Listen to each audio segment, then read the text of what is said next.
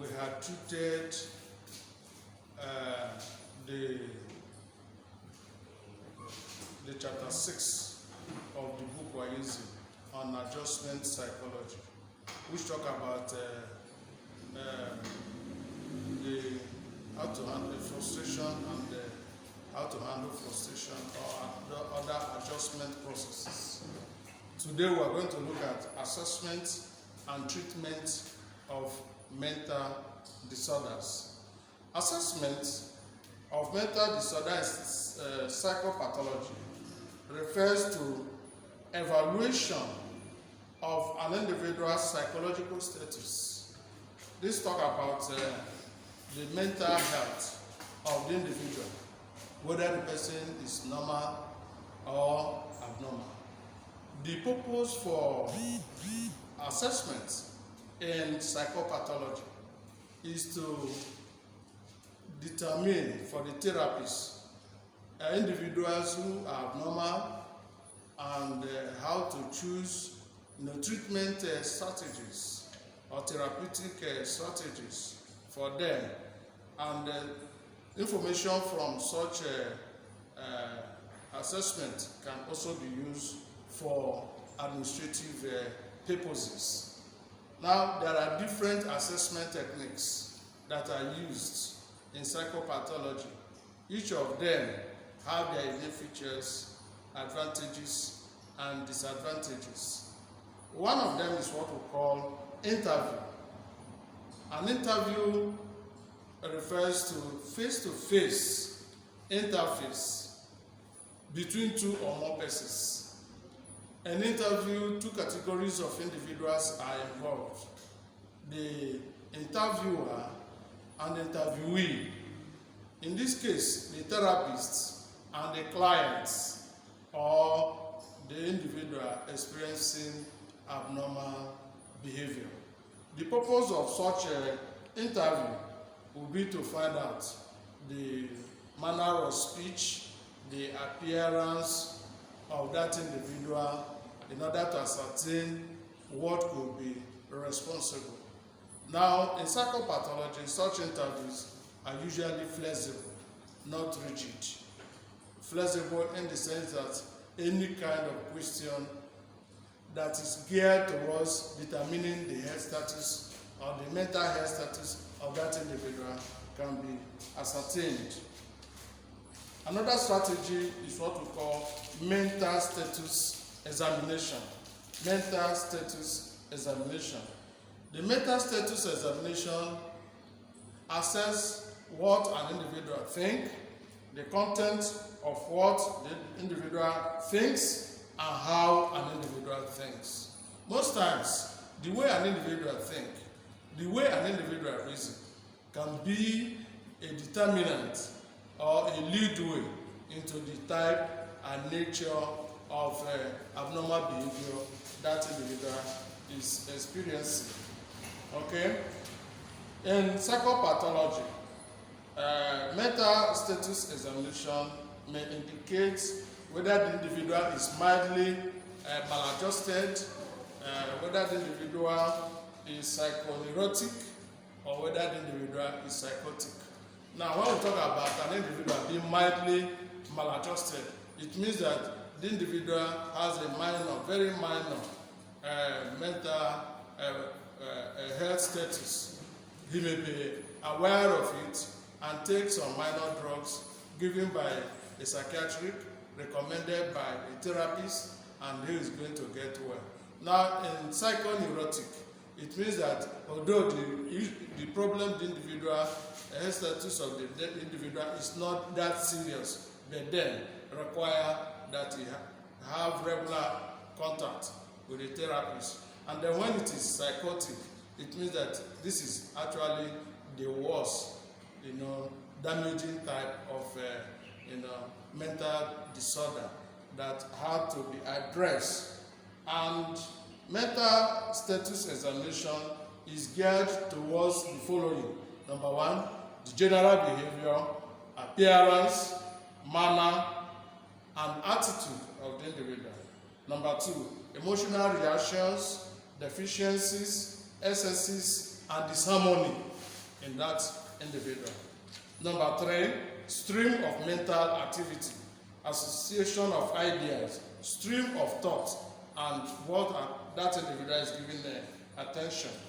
And then number 4 is content of mental activity, perception, judgment, questions, dealing with perceptual issue. The person could be daydreaming, could be hallucinating. All these are included in mental health status. And then another type of assessment is psychological test. A test is an instrument that is used in detecting the presence or absence of certain behavior in an individual. Now, a psychological test is a standardized measure of a sample of behavior of an individual. Such information are usually scorable. Information from psychological tests would ascertain the psychometric, whether the person is normal or not. However, every psychological test must have psychometric properties. These psychometric properties include validity, reliability, and usability. They are important indices that every psychological test must possess. Another assessment technique is behavioral assessment.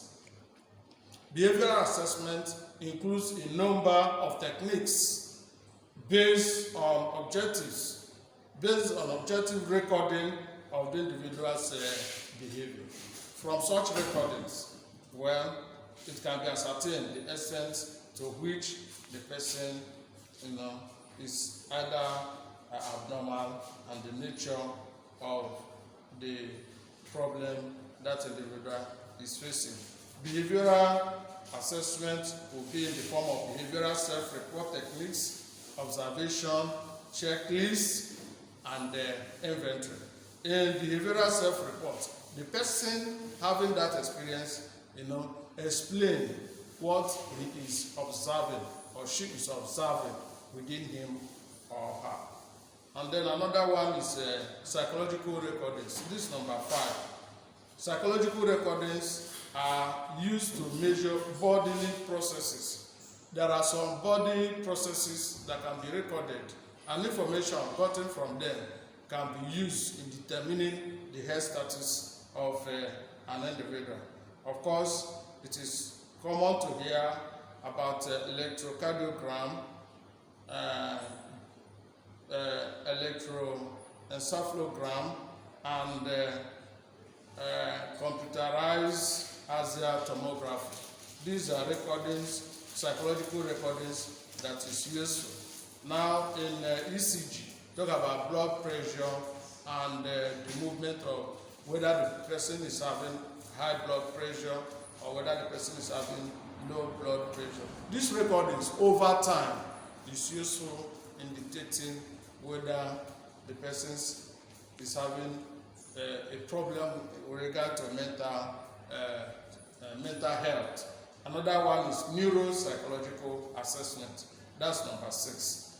Neuropsychological assessment is mostly used when brain injury or damage is detected in a person, and it can be used to determine the extent to which the person is experiencing negative mental health. And then you have case history. Case history is also called case history is also called case study. Case history can be used to go back to an individual's root to find out if that problem the individual is experiencing is genetic or not. Case history will try to link the experiences of that individual at that point in time with what one of his grandparents or forebears have experienced in the past. And of course, the next one we are going to talk about is treatment strategy for mental illness. Treatment strategies for mental illness. Basically, there are 2 methods of treating mental illness.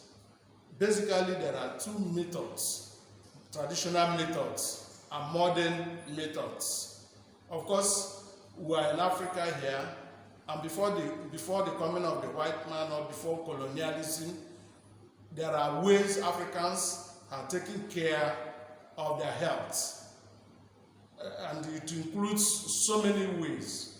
Number one, by use of herbs.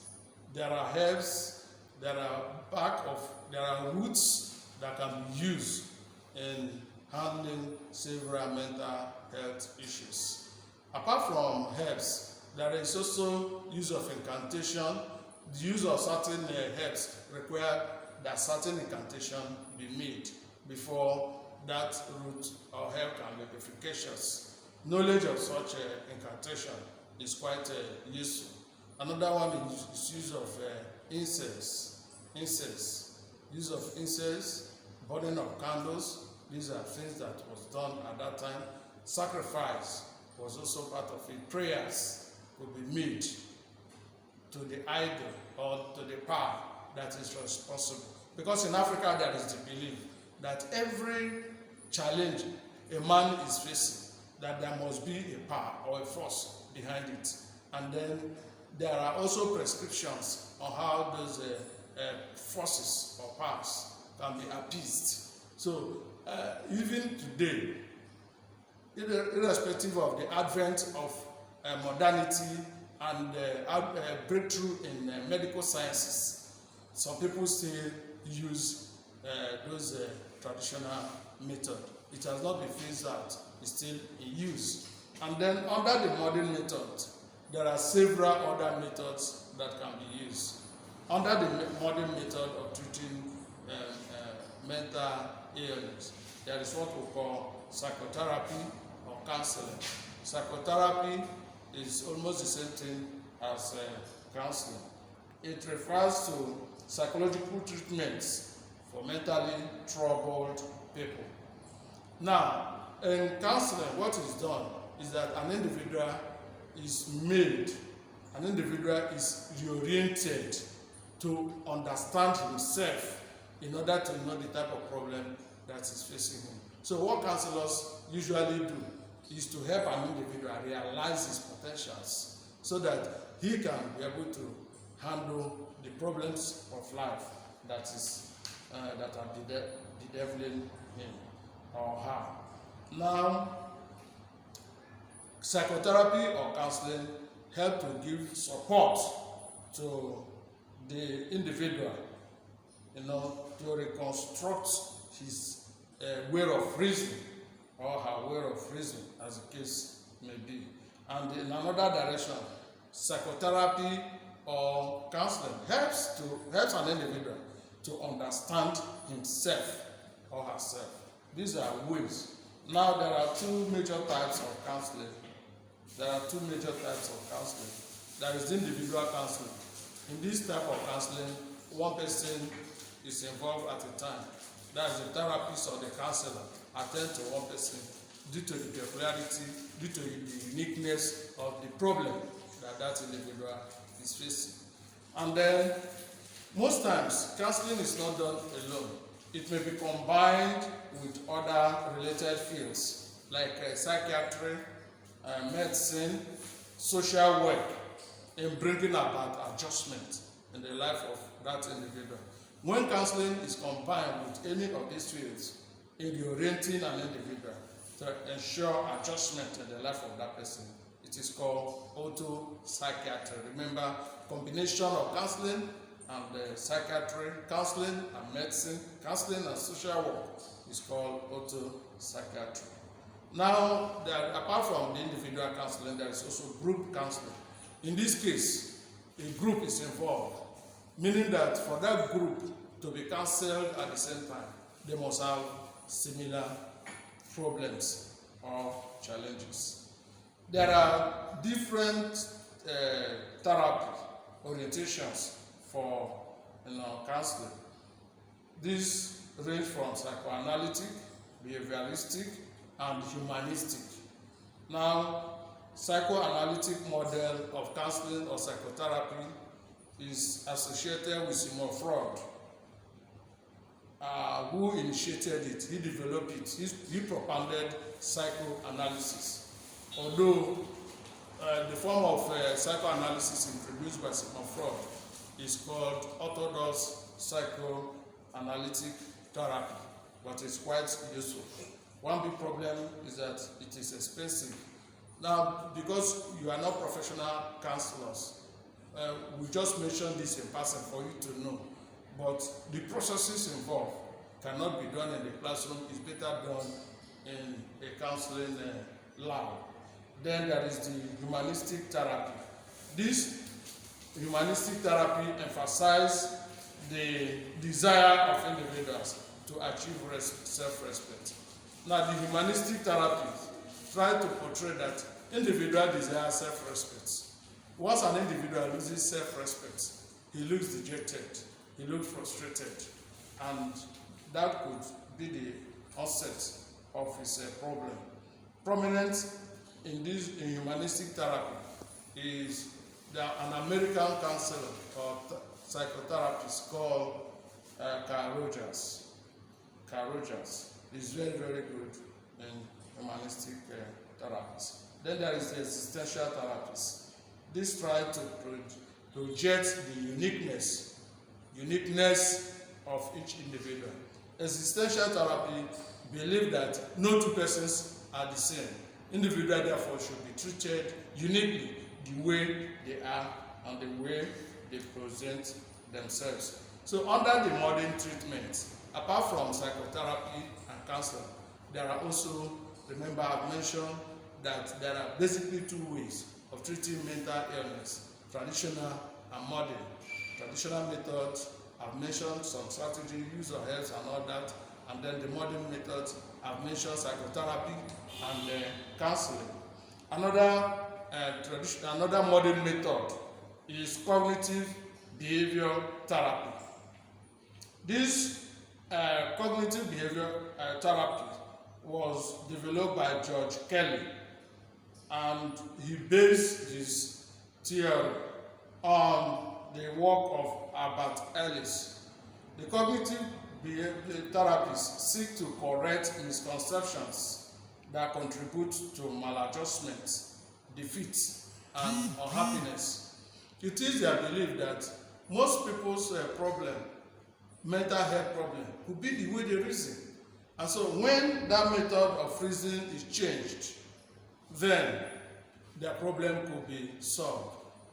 Because when an individual looks at issues objectively, there is a tendency that the problem leading to such mental health problems could be reduced. For instance, two friends can just meet, say, come and get out there.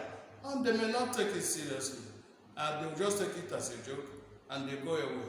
But in a case where somebody now take it serious, and then go home, be thinking about it, and will read so many meaning to it, that kind of reasoning can cause a lot of problem, mental health problems to the individual.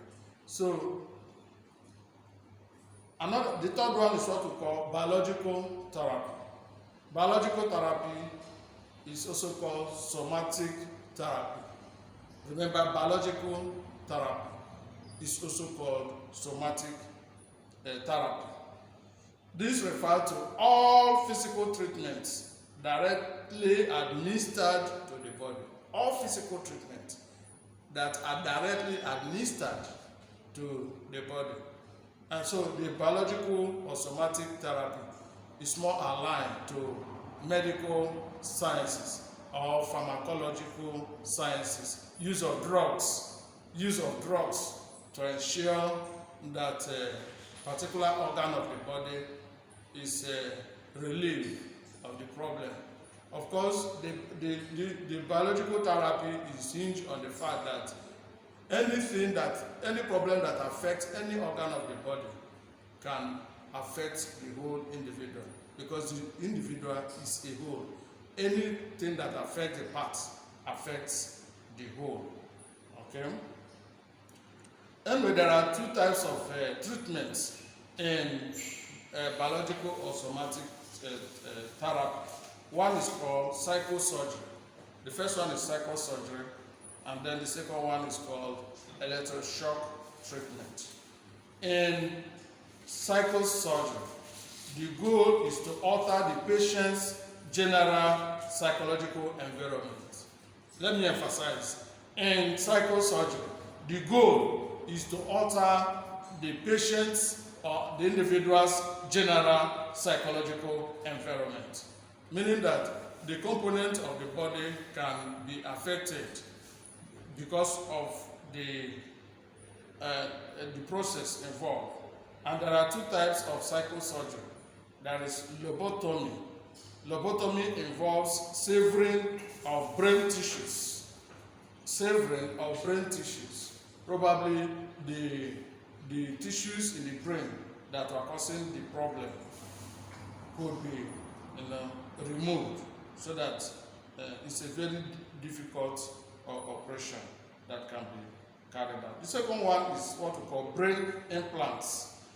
This involves insertion of electrically activated wires into the brain with the idea that some disease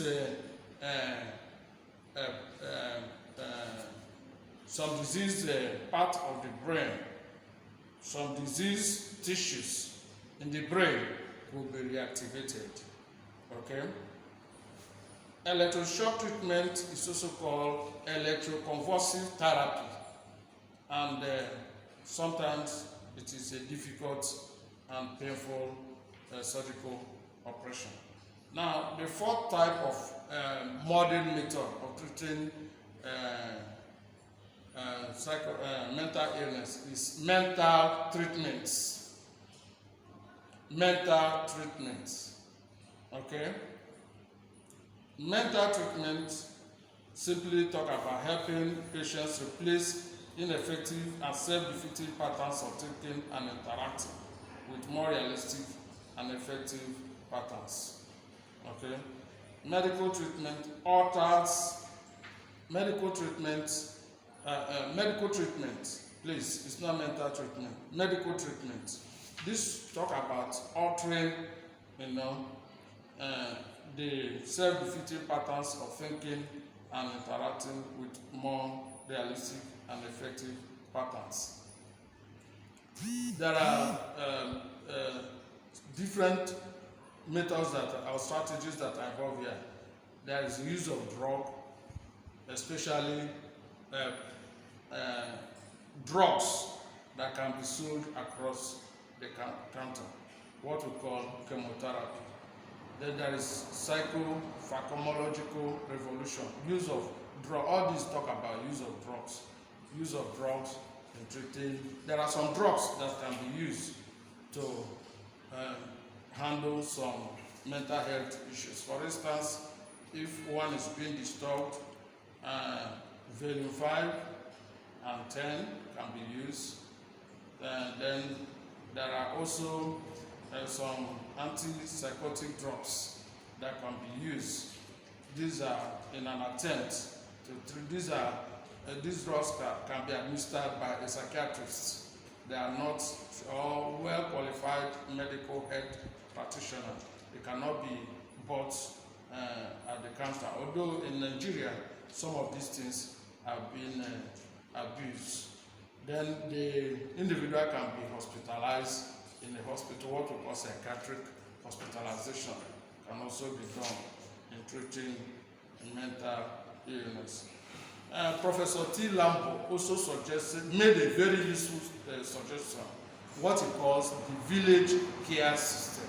What's the village care system? People that have similar health challenge, mental health challenge, could be brought together. If they are brought together, it is easier for the professional, for the therapist, to reach them, handle them at the same time, and know the type of environment to keep them. And this is the village type of care that is recommended by Professor Lamb. So in a nutshell, today we have just talked about assessment and treatment of mental disorder.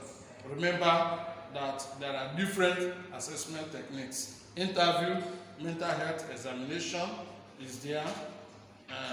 The third one is psychological tests. You have behavioral assessment. You have psychological recordings. You have neurosurgical assessment that have to do with brain damage, where brain damage is suspected, as well as case study, also called case history. Then treatment of mental disorder will mention basically two methods, traditional method and modern method. And then under the modern method, we'll talk about psychotherapy and counseling. We'll also talk about cognitive behavioral therapies, biological or somatic therapy. We'll talk about medical treatments. Thank you and God bless you. Next time we shall meet, we'll be talking about personality and its measurement. God bless you. Remain safe, stay at home, and ensure we keep to all health instructions. Remain safe. See you next time.